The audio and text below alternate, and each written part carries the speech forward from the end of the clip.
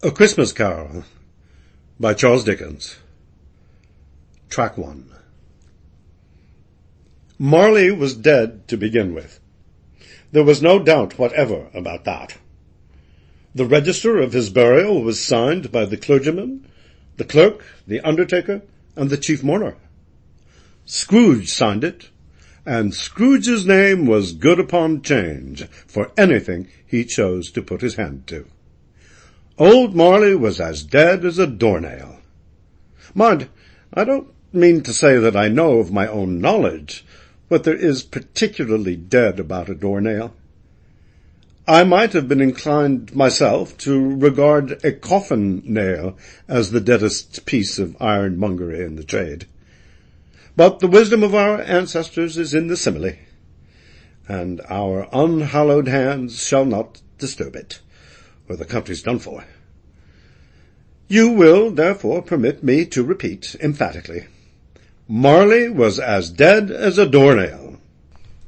"I knew he was dead," said Scrooge. "Of course I did. How could it be otherwise? We were partners for I don't know how many years.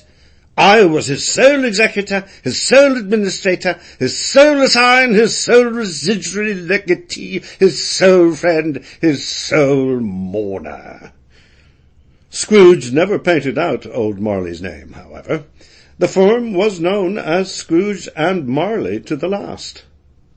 Oh, but he was a tight-fisted hand at the grindstone, was Scrooge. A squeezing, wrenching, grasping, scraping, clutching, covetous old sinner. Nobody ever stopped him in the street to say with gladsome looks, "My dear Scrooge, how are you? When will you come see me?" No beggars implored him to bestow a trifle. No children asked him what it was o'clock. No man or woman ever once in all his life inquired the way to such and such a place of Scrooge. Yet what did Scrooge care? Once upon a time, of all the good days in the year, upon a Christmas Eve, old Scrooge sat busy in his counting-house. It was cold, bleak, biting, foggy weather. The city clocks had only just gone 3, but it was quite dark already. The door of Scrooge's counting-house was open, so he might keep his eye upon his clerk, who was in a dismal little cell beyond, copying letters. Scrooge had a very small fire, but the clerk's fire was so very much smaller that it looked like one coal. But he couldn't replenish it, for Scrooge kept the coal-box in his own room, and as surely as the clerk came in with the shovel, the master predicted that they would have to part.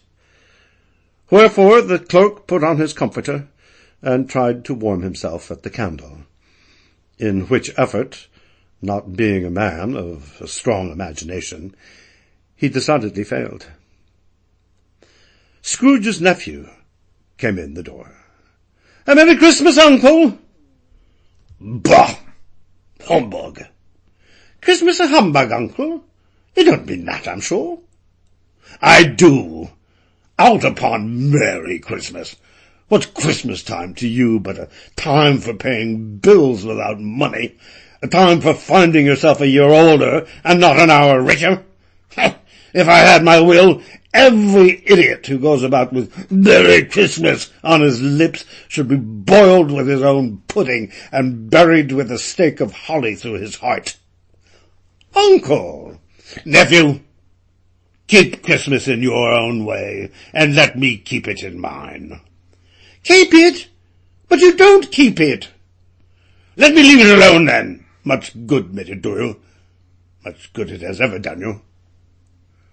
"There are many things from which I might have derived good, by which I have not profited, I dare say Christmas among the rest, but I am sure I have always thought of Christmas time, when it has come round, as a good time, a forgiving, charitable, pleasant time.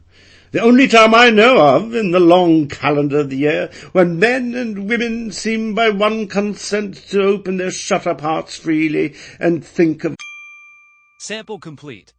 Ready to continue?